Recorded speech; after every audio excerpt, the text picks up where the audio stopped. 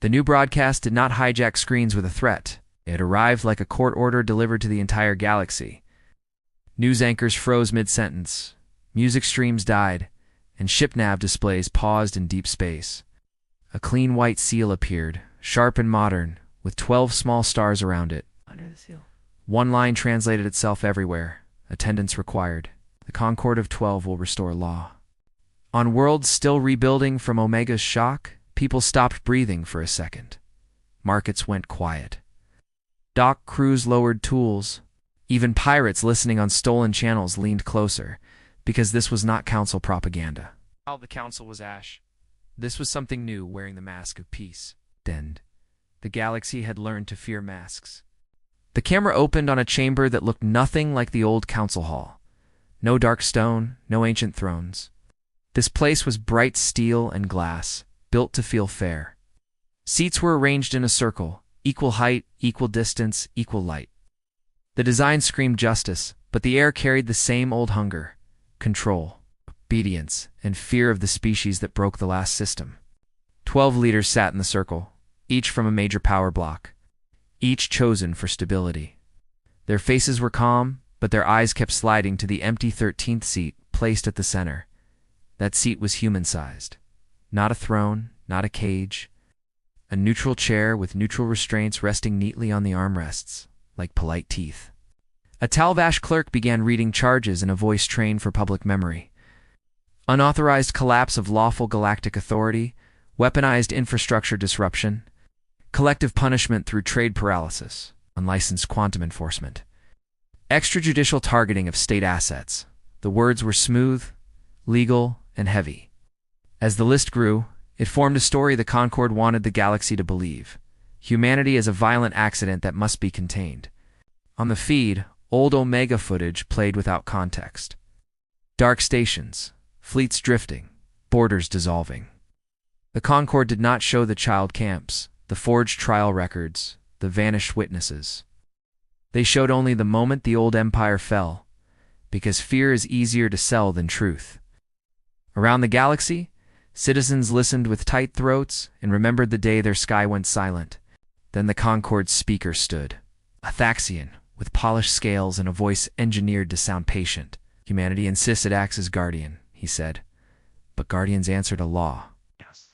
No species may claim the right to judge all others. We will not replace it with human wrath. He raised a claw toward the empty chair. Today, humans will be tried. In human space, no one shouted. No one protested. Earth feeds carried the broadcast in full, uncut, as if it were weather. In military rooms, officers watched without blinking. In kitchens, parents set down cups and held their children a little closer. The galaxy expected humans to roar, to threaten, to show teeth. Humanity instead did what it always did before it struck. It listened. A single human shuttle appeared on long-range sensors near Concord territory. No escort, no war screen, no weapon bloom. The Concord highlighted it like a trophy, projecting its approach onto the tribunal's central display. They come, the speaker announced, satisfied. As they must, around him, the 12 sat straighter, like people about to put a dangerous animal in a cage. On the shuttle, a human diplomat sat alone, hands folded, suit plain, posture calm. His hair was dark, his eyes tired. He looked less like a conqueror and more like a teacher walking into a hostile parent meeting. A small pin on his lapel showed an outline of Earth and a single word in Old English. Witness. He did not look at the camera until the docking clamps sealed. The tribunal security team met him in a white corridor with weapons visible but not raised. They expected fear. They expected anger. He gave them neither. He only offered his identification, then stepped forward when asked. The corridor lights reflected off his shoes, and every footstep echoed through the broadcast like a countdown. Across the galaxy, the sound alone raised gooseflesh. Inside the chamber, the 12 watched him enter. He paused at the center chair. For half a breath, his eyes flicked to the restraints resting politely on the armrests. He smiled once, without humor, like someone seeing an old mistake repeated in a new uniform. Then he did not sit. He remained standing, hands behind his back, as if this room belonged to facts, not power. The speaker leaned forward. "State your name for the record," he demanded. The human's voice was level, clear, and unshaken. "Elias Ward," he said, "envoy of Earth and the outer colonies." He looked around the circle, making eye contact one by one. "I acknowledge your invitation. I also acknowledge your fear. Both are noted for the record."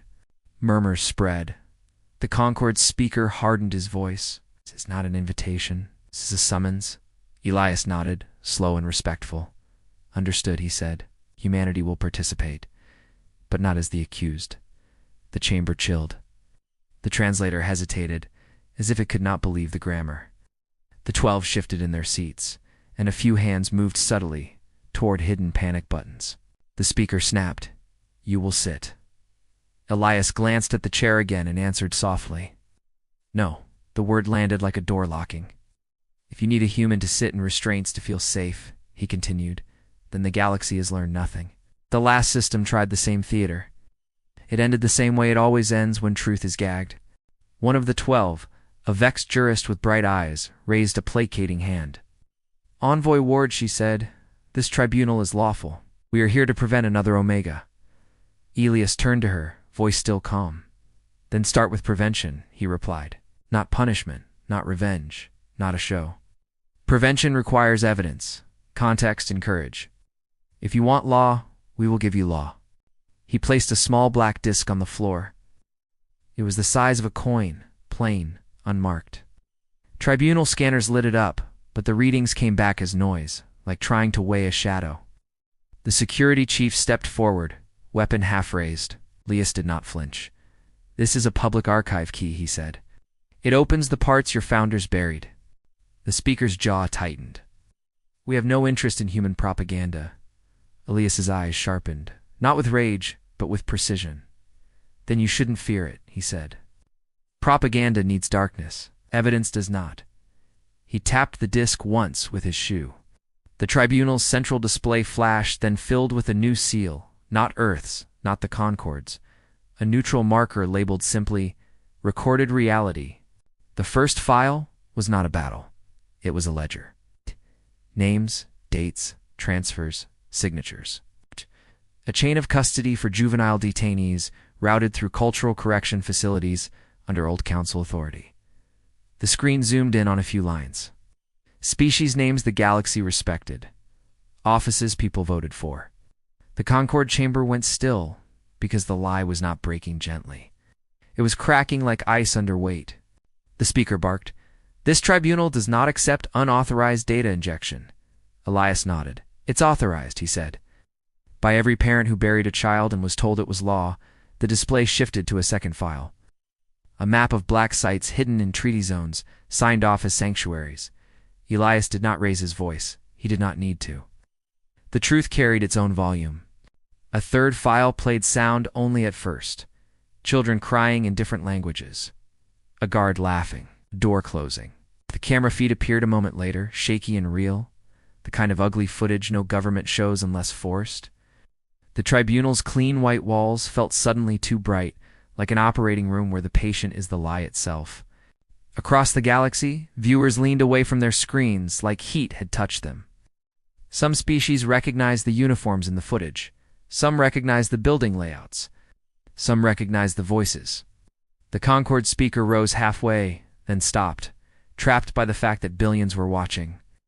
He could end the broadcast, but he could not unmake what had already been seen. Elias kept his posture steady. "You call this a trial for humanity," he said. "Fine, let the galaxy watch a trial. But trials require full evidence." His gaze swept the circle again. Omega did not begin with fleets. Omega began with paperwork. With sealed hearings, the child labeled contaminant instead of student.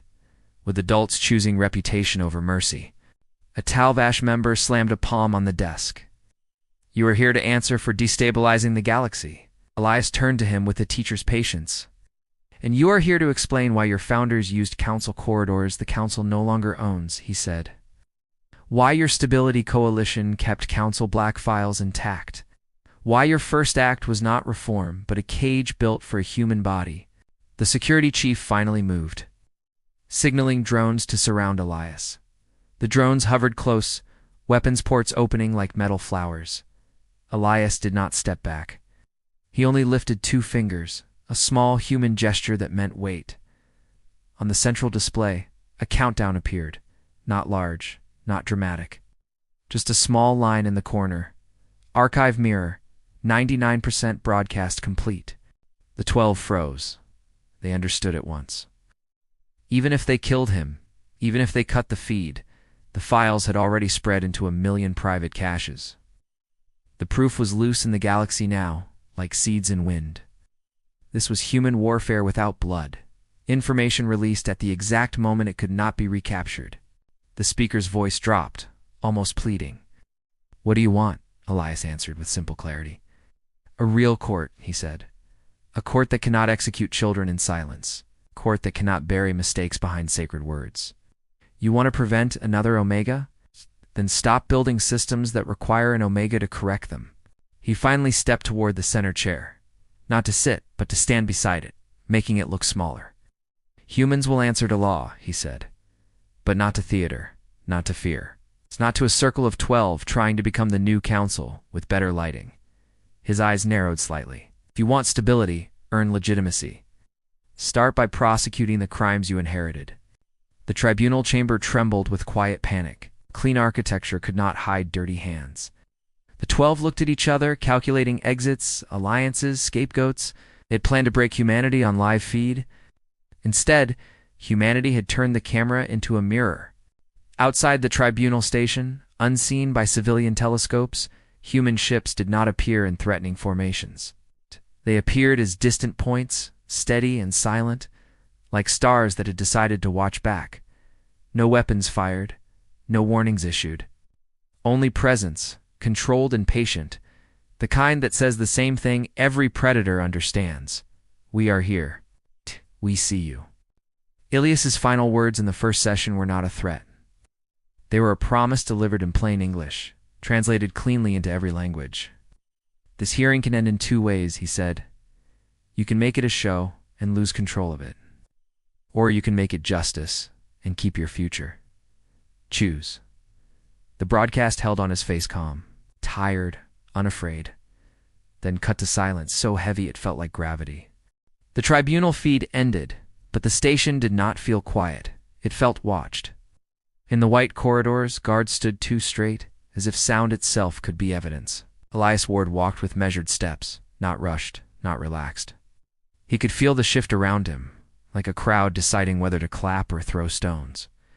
Inside the Concord command bay, the speaker did not rage on camera. He saved rage for private rooms. He stared at the recorded reality seal still burning in everyone's memory. He understood the damage was permanent. So he reached for the oldest tool in politics. Remove the messenger, then call the message uncertain. Orders moved through back channels, not official lines.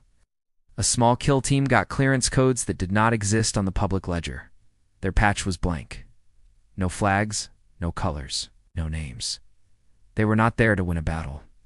They were there to create one clean moment of silence where a human voice would have spoken. Elias was escorted toward the docking ring where his shuttle waited. The corridor curved like a spine with glass windows showing open space beyond. Stars hung outside like cold dust. He kept his gaze forward, but his mind tracked details. Too many cameras were under maintenance. Too many guards were new faces. Too many doors opened a second too late. The security chief tried to sound friendly. "Envoy Ward will ensure your safe return," he said. Elias did not answer with trust. He answered with courtesy. "I appreciate the effort," he said, tone calm. Behind him, a thin human aide carried a single case. It looked like paperwork. It looked harmless. That was the point. Somewhere in the station's service levels, a maintenance hatch opened. 2 figures slipped out, moving like professionals who had practiced in low gravity.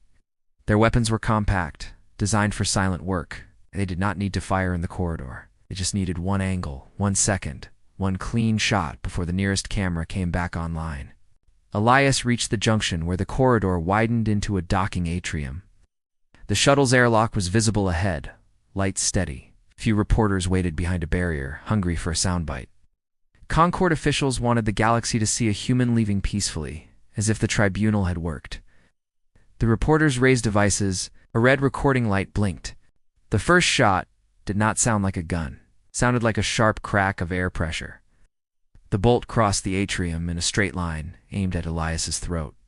In the same instant, a human guard plain clothes. Nothing flashy moved a half step, not a heroic leap. Just a small correction, like someone adjusting a chair. The bolt struck a thin plate hidden under fabric. Sparks jumped. Elias did not flinch. He did not even look surprised. His eyes stayed forward, steady as a pilot's in a storm. The crowd gasped, then screamed as the second bolt hit the barrier and shattered a reporter's device into glittering fragments. Concord guards finally shouted orders. Drones buzzed up from ceiling ports. The reporters scattered. The atrium filled with running feet, panicked voices, and the thin smell of scorched metal. Elias raised one hand, palm open, and the human escort tightened formation around him like a closing fist. The kill team adjusted fast. One shooter stayed hidden. The other moved through the service rail above, crawling like a shadow. The plan was simple now. Hit Elias again, closer, harder, before Concord security could lock down the area. The shooter lifted a second weapon, heavier, meant to punch through armor. Elias spoke quietly to his aide, words too low for most mics. The aide nodded once and opened the paperwork case. Inside was not paper. It was a flat projector with a single button. The aide pressed it. Faint shimmer spread across the atrium like heat haze, almost invisible unless you knew what to watch. The heavier bolt fired. It flew clean, true, deadly. It passed through Elias's chest and kept going. The body it hit flickered, blurred, then snapped back into shape. Decoy, a perfect volumetric ghost. The bolts smashed into the shuttle's outer plating, leaving a bright scar. The crowd froze in disbelief, caught between fear and confusion. The real Elias stood 3 meters to the left, behind a support column, calm as stone. He had moved before the first shot fired, not by speed alone, but by prediction. His face carried the same expression as in the tribunal chamber. A teacher watching a student repeat a mistake already explained. Concord security finally found the shooter's nest. Plasma rounds tore into the service rail, and sparks rained down like sharp snow. The hidden figure tried to retreat, but a small human drone so small, it looked like a toy roast behind him and latched onto his weapon. The weapon went dead. No explosion, no fire, just off. The second attacker dropped from the rail, landing hard. He reached for a blade. Concord guard moved in to stop him, but the attacker wasn't aiming for escape anymore. He was aiming for spectacle. He wanted a bloody image. He wanted viewers to see human violence, even if it was staged by alien hands. A human escort stepped in first. One smooth motion, wrist control, shoulder turn. The attacker's blade fell and clattered across the deck. The human did not crush bones. He did not stomp ahead. He simply ended the threat with minimal force, like a surgeon closing an incision. Elias walked into the open again, not to show bravery, but to take control of the story. He looked at the nearest camera that still worked. "Record this," he said, voice firm, basic, clear. "This is not a security failure. This is a decision. Someone chose murder over debate." The Concord speaker's office flooded with alarms. Advisors shouted about live feeds, public panic, and leaked security logs. The speaker stared at the screen where Elias stood alive and calm, alive and speaking. The speaker realized the kill attempt had not silenced humanity. It had handed humanity a weapon, proof of fear. Elias turned to the Concord security chief, who now looked sick. "You don't need to protect me," Elias said. "You need to protect your tribunal from becoming what it claims to stop." The chief tried to speak, but his mouth opened and closed like a fish. He knew he was standing inside a trap built by his own leaders. A Concord media officer rushed in, demanding the feed be cut. The security chief hesitated. He could cut it. He could obey. But then the galaxy would only remember screams and bolts and panic. If he left it live, the galaxy would see something else. A human refusing to panic, refusing to hate, refusing to collapse into the monster they wanted him to be. So the feed stayed live. Elias crouched near the captured attacker. He did not touch him. He did not threaten him. Spoke as if asking a simple question in a classroom. "Who signed your access?" he asked. The attacker laughed through blood, then spat one word in a coded dialect. The translator hesitated, then rendered it as stability. Elias stood again, eyes cold now, not angry. There it is, he said to the camera. They call murder stability. They call cages law. They call fear justice. He paused, letting it sink in across the galaxy. Humanity has a different word for this. Call it a cover. The aide walked over and placed a small device on the floor again. Not the archive key from the tribunal, but something simpler. The display in the atrium's wall panel blinked. A message appeared, short and brutal in its clarity. Child protection law is active. Violation detected. Location, tribunal station. Across the station, hidden systems woke up. Emergency locks sealed on private offices. Security logs auto-mirrored. Communication transcripts copied themselves into neutral relays. Concord officials tried to override, but each command returned a polite denial, as if the station itself had learned to say no. The Concord speaker felt the floor tilt under him, not physically, but politically. This wasn't a hack that could be blamed on human aggression. It was a safeguard triggered by violence. The galaxy had just watched an assassination attempt on live feed. Right after a tribunal meant to restore law, the contradiction was so sharp it cut. Elias did not celebrate. He did not smile. He looked tired, like a man carrying a heavy thing without dropping it. I am leaving now, he said. Not because I fear your station, because this hearing is bigger than me. He glanced at the scar on the shuttle's hull. But understand this, humanity does not learn safety by being lucky. The human escorts moved him toward the airlock. Concord guards formed a wider perimeter now, unsure whether they were protecting Elias or protecting themselves from their own leadership. Reporters filmed every step. Some were shaking, some were crying. They had expected a human to snap. They had seen a human stay steady. As the airlock cycled, Elias looked back once. His voice carried through the mic feed, calm and final. You wanted a trial, he said. Now you have one. It's just not humanity on the stand anymore. The door sealed. The shuttle detached. And the station, bright and clean, felt suddenly like a crime scene. In deep space, the shuttle drifted for 3 seconds before jumping. Not a flashy escape. A clean vanish. The kind that leaves no target and no chase. The tribunal station was left staring at its own reflection, and the galaxy was left with one new truth. Humanity did not survive Omega by accident. Humanity survived by planning for the worst, then choosing restraint anyway. Far from cameras, in a quiet human operations room, a single officer watched the attempted kill, frame by frame. He marked timestamps and nodded once. The worst had come, right on schedule, and humanity had answered without burning worlds. It's not because they couldn't, because they were proving something harder. The officer sent one short message into a secure channel, voice flat, words simple. They tried to kill the witness, he said. They failed. A pause followed, like a breath held by an entire species. Then the reply arrived, equally simple, equally heavy. Proceed to Phase 2. Vel'Kora tried to look normal again.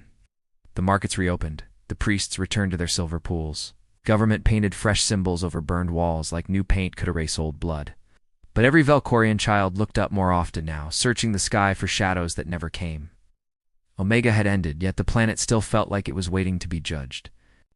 The Concord of 12 seized that fear and shaped it into a weapon. They announced a truth session for the galaxy, promising full transparency. Their speaker claimed humans were hiding their crimes behind shocking footage. He promised to expose human lies using Vel'Kora as proof. The message was simple. If humans controlled the story, humans controlled the future. On Tribunal Day, the broadcast returned again, clean and bright, with the Concord seal. The chamber lights looked warmer than before. Circle of 12 looked calmer too, like they had learned to smile better. A single, empty chair waited at the center again. This time, restraints were gone. That was not kindness. It was strategy. They wanted the galaxy to relax. Elias Ward did not attend in person. His face appeared on a secure screen from a location the Concord could not trace. He looked more tired than before, but his voice stayed level. The Concord speaker tried to sound victorious about it, calling it cowardice. Elias let him speak. Humans did not rush to grab the mic. They let others hang themselves with words. The Concord began with carefully edited clips. They showed trade routes collapsing after Omega.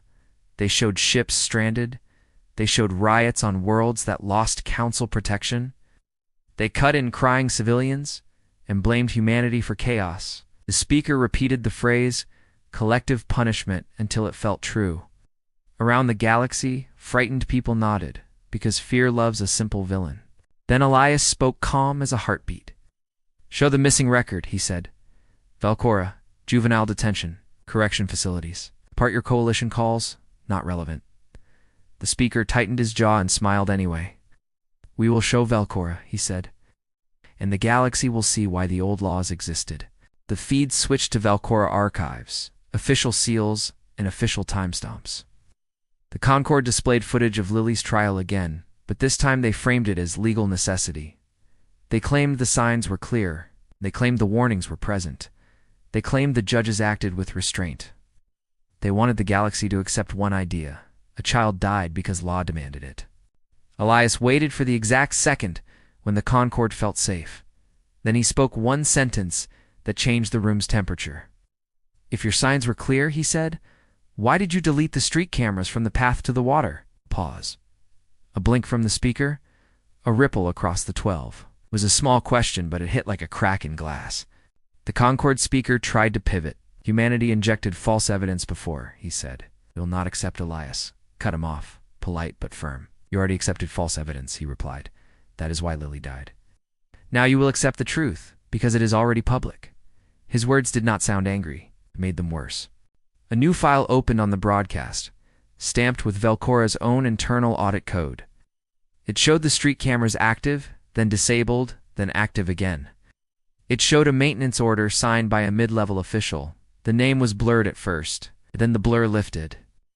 The official belonged to a temple committee tied to sacred protection. The committee reported to old council liaisons. The galaxy leaned forward. This was not human propaganda. This was bureaucratic rot, the kind every civilization understands. No lasers, no fleets. Just signatures, schedules, and quiet choices made by adults who assumed no one would ever read the fine print. Humans had read it. Humans always read it when lives were at stake. The Concord tried to regain control by showing a new accusation. "Even if errors occurred," the speaker said. "Humans responded with Omega. Humans broke the galaxy." Elias's eyes did not soften. "Omega did not break the galaxy," he said. Omega removed a lid. What spilled out was already inside. Then he delivered the line that froze even enemies. "Now we will show you what was kept under that lid." The feed shifted away from the tribunal and into a dark corridor on Vel'Kora. The camera angle was wrong, too low, like it was taken from a hidden drone. The walls were older than the new paint above ground. Doors lined the hall, each with a small slot and a number. No sacred symbols, no public seals, just metal and silence. A child's voice echoed, thin and scared, asking in broken trade language, "Where is my family?" Another voice answered, adult and bored, quiet. The galaxy heard it in dozens of translations at once, because fear speaks every tongue. Some viewers turned away. Others could not. The corridor pulled them in like gravity. Elias's voice returned, steady. "Vel'Kora had more than one sacred law," he said. "It also had a sacred problem. What to do with children that didn't fit." The camera moved past a door window. Inside, a small figure sat on the floor, hugging knees. Not human. A soft-scaled Talvash child, eyes too large, skin dull with stress. The broadcast showed another room. A vexed child with clipped wings sat in a corner, trembling. Another room held two unknown species, both small, both bruised. The galaxy began to understand, and the understanding tasted like ash. These were not prisoners of war. They were not violent criminals. They were children. The Concord speaker stood up, voice sharp. "This is illegal footage," he snapped. "This is a violation of sovereignty." Elias answered immediately. "Children do not belong to sovereignty," he said. "They belong to life." The simple sentence landed harder than any threat. It sounded like a rule that should have always existed. The 12 argued among themselves, some furious, some frightened.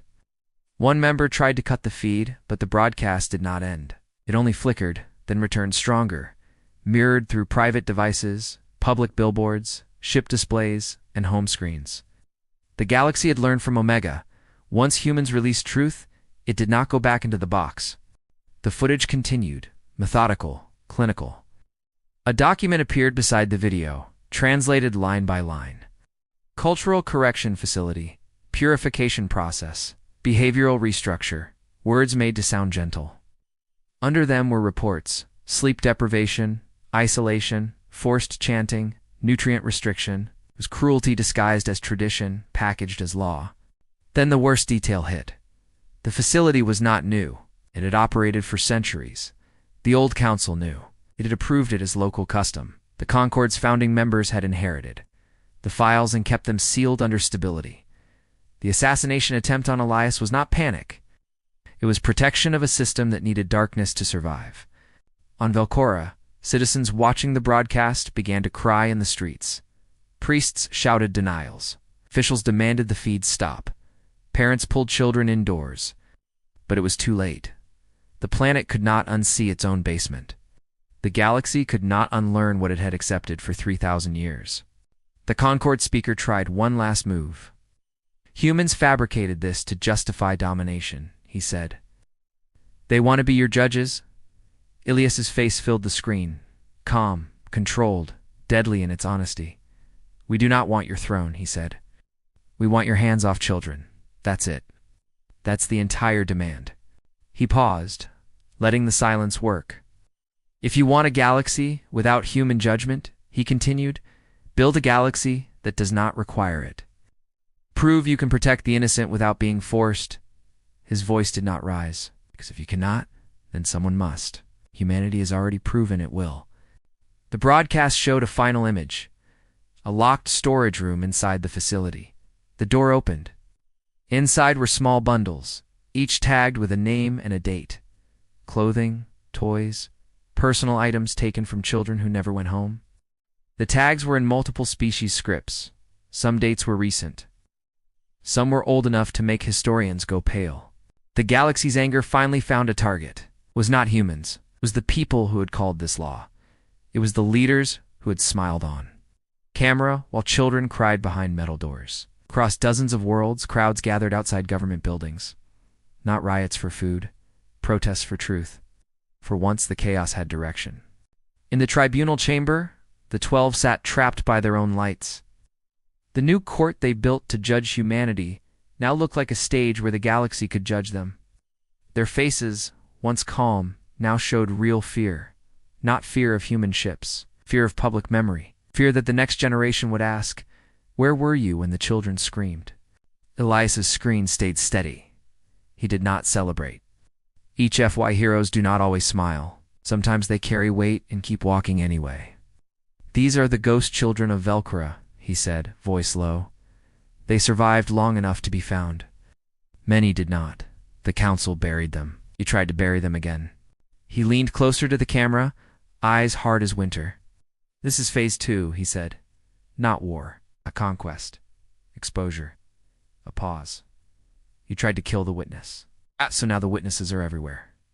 The feed shifted to a live map showing dozens of similar facilities across former council space, red markers blooming like wounds. Across human space, parents watched in silence, fists clenched, breathing controlled. Humans felt the old anger, the Omega anger, but they held it. This time, they did not need fleets to break a lie.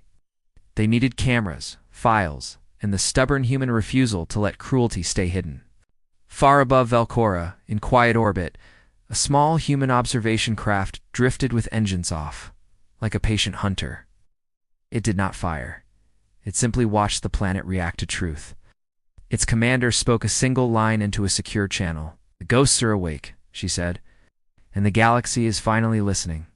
On the tribunal feed, the Concord seal remained in the corner, still trying to look official. Now it looked like a stain. The 12 realized the court they built was no longer theirs.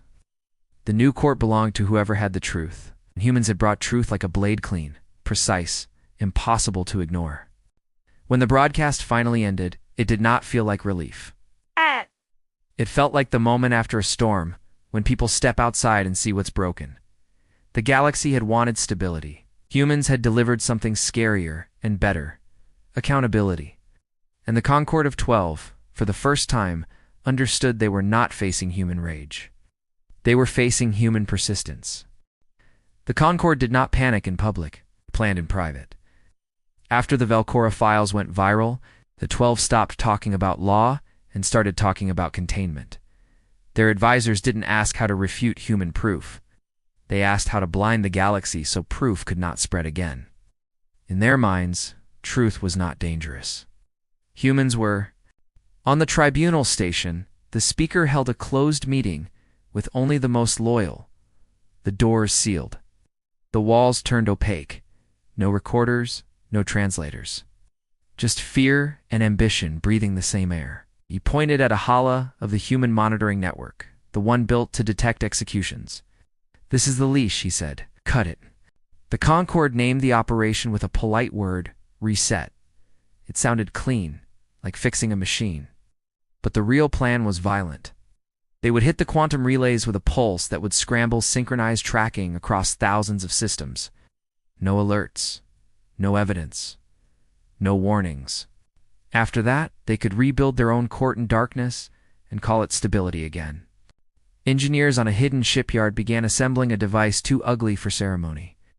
It was a sphere of layered emitters, thick with insulation, wrapped in dampening fields. It did not look like a weapon. It looked like a sickness. The Concord told themselves it was defensive. It would only restore balance. The lie felt better than admitting they wanted the old freedom to hurt quietly. Human observers detected the build within hours. It's not because they had spies in the shipyard, but because humans watched patterns, not secrets. Supply routes changed. Rare elements moved in bulk. Old council contractors woke up and started bidding again. The kind of movement that only happens when someone is building something they don't want seen. On Earth, a small crisis room filled with quiet people. No medals, no speeches. Just analysts and officers with tired eyes. They mapped the shipments, cross-matched the signatures, and ran probability curves. When the final projection appeared, no one argued. The room already knew the answer before the numbers finished. A senior officer spoke one sentence into the silence. "They are trying to blind the network," another replied, voice flat. "Then they are trying to bring executions back." The word executions hung in the air like smoke. Humans did not need to mention children. Everyone pictured it anyway. The decision did not come from a throne. It came from a simple human habit. Protect first, debate later. Officer issued a short order into a secure channel. "Activate choir protocols," he said. "Assume the pulse hits in less than 1 day. No dramatic music, no shouting, just motion like muscles tightening before impact." Across former council space, tiny human nodes woke up. They were hidden in shipping containers, weather satellites, research buoys, and even public cum relays that nobody cared about. Each node was small, cheap, and forgettable. That was the point. You could bomb a fleet. You could not bomb dust. The Concord's strike window was set for a time that made them feel clever. 27 minutes past the standard cycle mark, the same number the galaxy now associated with human fear. The speaker smiled when he approved it. He believed he was flipping the legend, turning the human number into a Concord victory. On the day of the strike, the Concord broadcast a short announcement about maintenance on interstellar networks. It was meant to sound boring, a technical interruption. People groaned and moved on. They did not know boredom was being used as camouflage for murder. Deep in the Concord shipyard, the pulse device warmed up. Coils hummed. Field generators held the energy like a clenched fist. Engineers worked with shaking hands, because even they knew they were doing something wrong. But they also knew what happens to workers who question leaders who speak the word stability like a prayer. At the exact moment the chronometer hit the mark, the Concord fired. No explosion lit the stars. No missile trail. Just a wave, invisible and fast, racing through relays and quantum sync points. Across the galaxy, screens stuttered. Ship clocks desensed by fractions of a second, then by full minutes. The human child protection alert system went quiet. For 5 long seconds, the Concord thought they had won.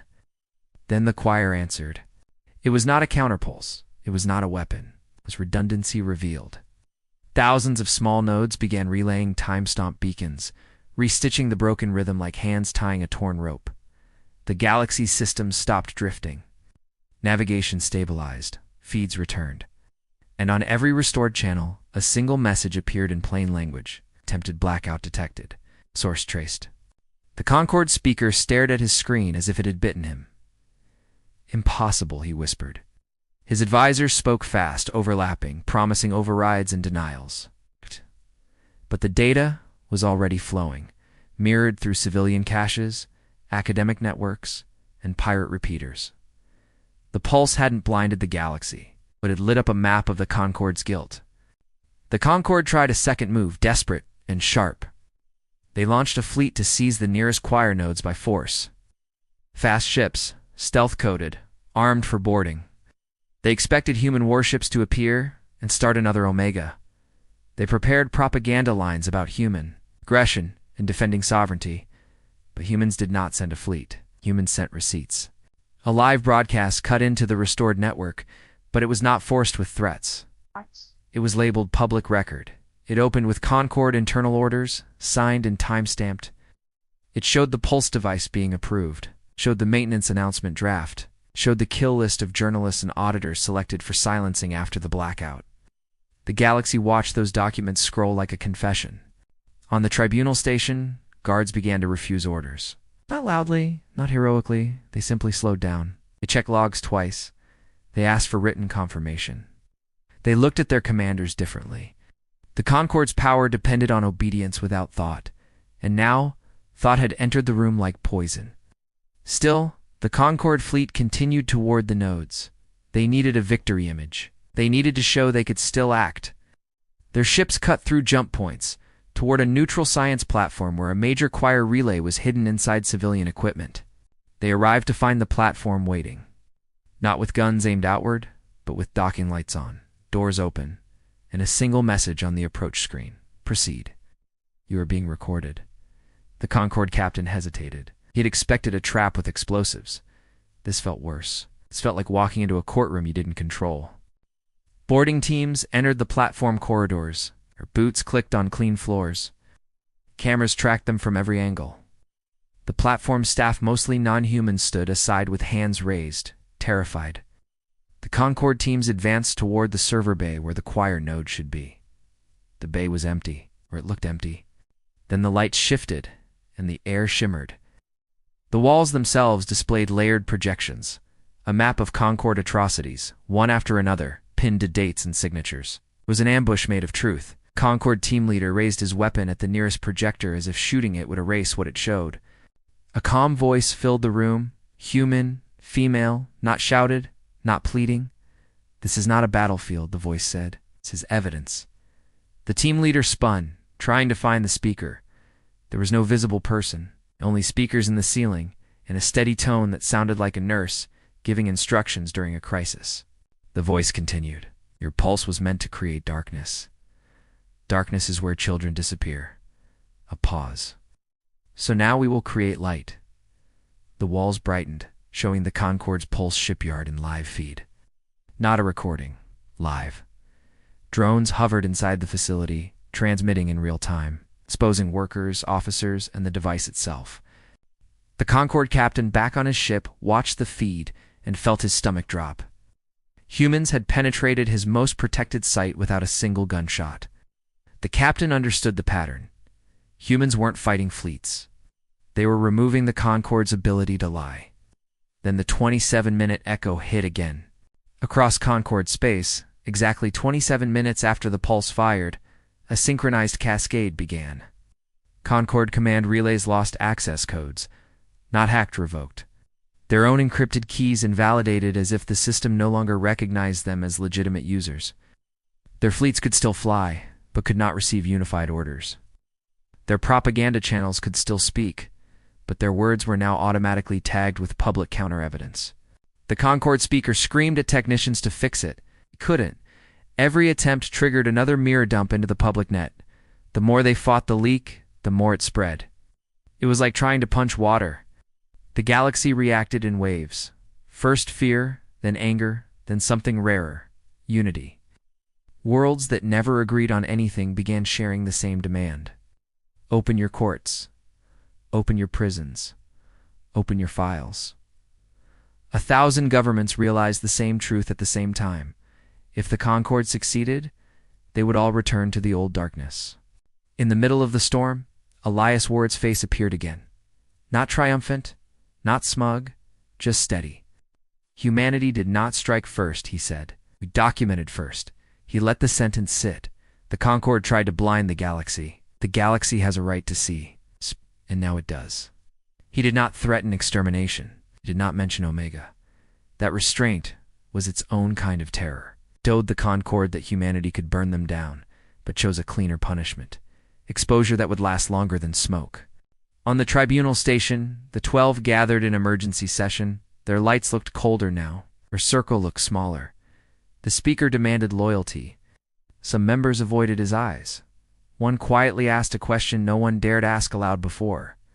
If we cannot control the narrative, she said, what do we actually control? No one answered because the answer was nothing. In a hidden human ops channel, the senior officer watched the clock. 27 minutes had been used as a legend of human speed and rage. Now, it had become a deadline for human accountability. The officer spoke softly, almost to himself. They wanted to echo our number, he said. Now the number echoes them. Outside the Concord Pulse shipyard, a drone hovered close to the device sphere, showing its ugly layers to the whole galaxy. A small caption appeared beneath the feed. This was built to silence child protection alerts. The caption did more damage than any missile could. It turned the device into a symbol of shame, and in that moment the Concord finally understood they could fight humans in space. They could not fight humans in time. Humans were patient. Humans archived everything. Humans remembered. Humans built systems that survived sabotage, because humans assumed sabotage was coming. The Concord had fired a blackout to regain control. Humanity answered with daylight that would never turn off. The galaxy expected a fleet. It got a courtroom. After the blackout failed, the Concord of 12 tried to regain control with silence, but the silence did not return. Every leaked file had roots now. Copies lived on student servers, pirate relays, and civilian homenets. When the tribunal lights came on again, they looked less like justice and more like interrogation lamps turned back on the interrogator. The chamber filled early, not with cheers, not with pride, but with the uneasy breathing of people who realized they had been lied to. The 12 sat in their white circle, faces stiff, hands folded, eyes darting to exits. The center chair remained empty, but now it felt like it belonged to them, not to humanity. Elias Ward appeared on a secure screen again, framed by neutral gray. No flags behind him, no military symbols, no victory pose. He looked like a man who had not slept since the first broadcast. He did not look like a conqueror. He looked like a witness who refused to sit down until the truth was written properly. The Concord speaker tried to open with power. He recited formal charges against humanity, words polished and sharp.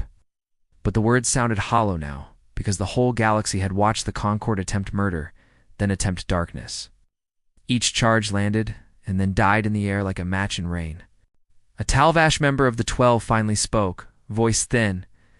Envoy Ward, she said, if we acknowledge wrongdoing, will humanity withdraw its enforcement?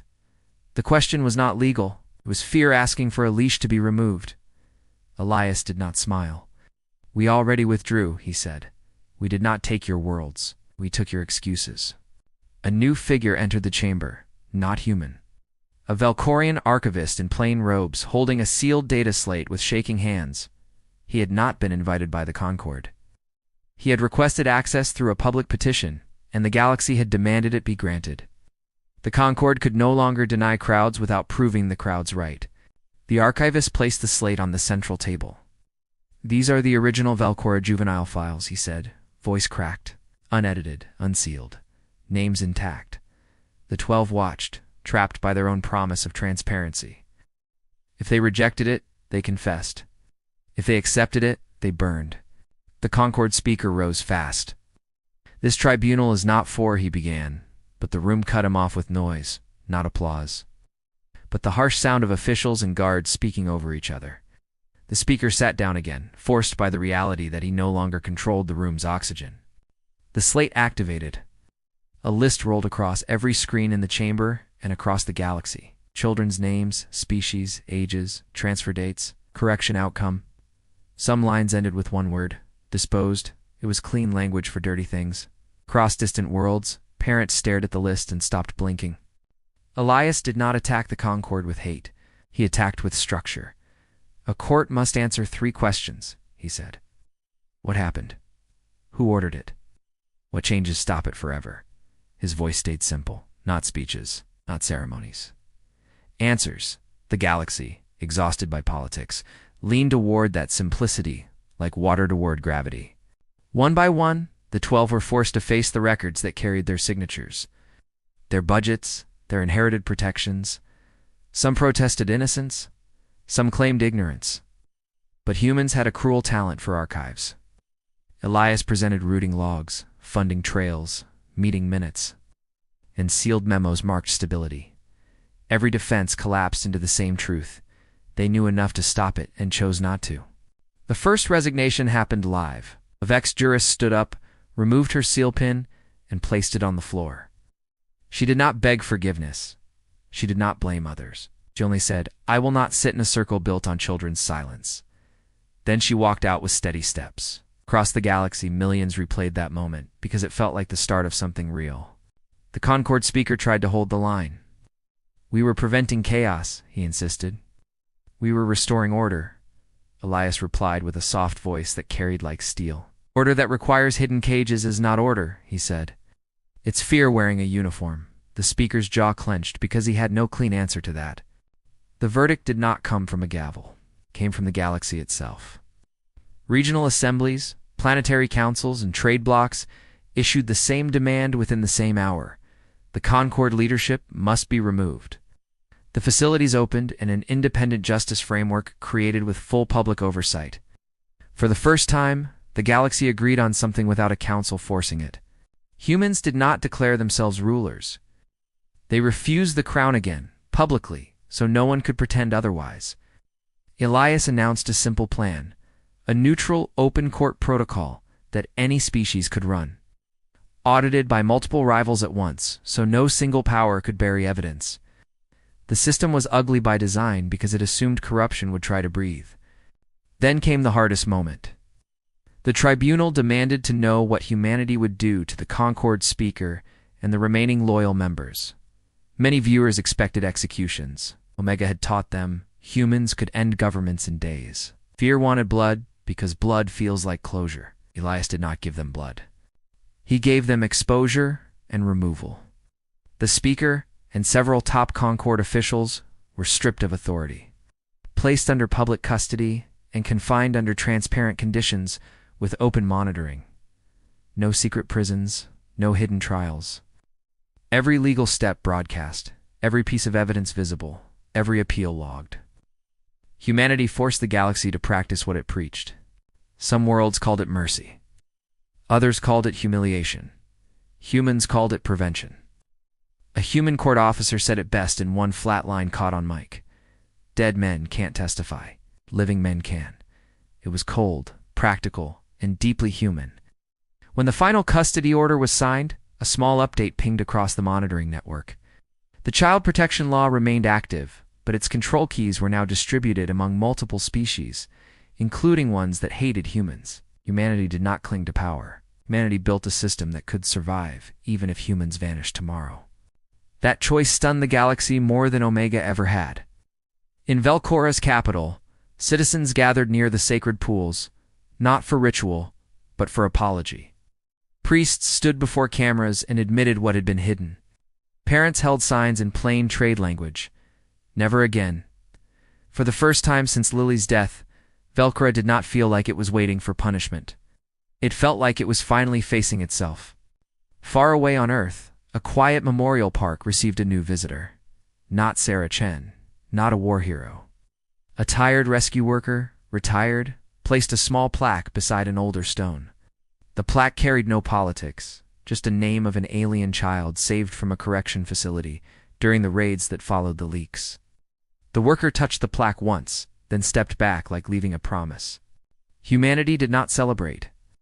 Humanity measured the result in smaller things.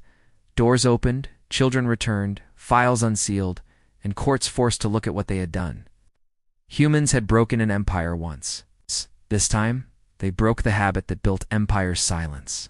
And still, the galaxy's fear did not vanish. People asked the same question in 1,000 languages. If humans can do this, what stops humans from becoming the next tyrants? Elias answered with the simplest truth humans have ever learned the hard way. Nothing stops us, he said. That is why we build systems that stop everyone. The tribunal session ended with no anthem, no fireworks. It's just a final screen message shared across every channel. Verdict recorded. Facilities opening. Missing children search active. The words were plain, but the weight behind them changed the future. As the feed faded, the narrator's last beat hit hard and personal for every viewer. The galaxy had tried to put humans on trial. Humans had put the galaxy on trial, and the galaxy did not like what it saw. Now it's your turn. If you lived in that galaxy, would you trust humanity as the last line of defense? Or would you fear them as the next empire waiting to happen? Drop your answer in the comments, because the next chapter depends on what the galaxy chooses next. And if you want more HFY Sci-Fi stories where humans fight with brains, restraint, and unstoppable will, subscribe right now, hit the bell, stay close. Next part of this new arc is coming, and the Concord's allies are already moving in the dark.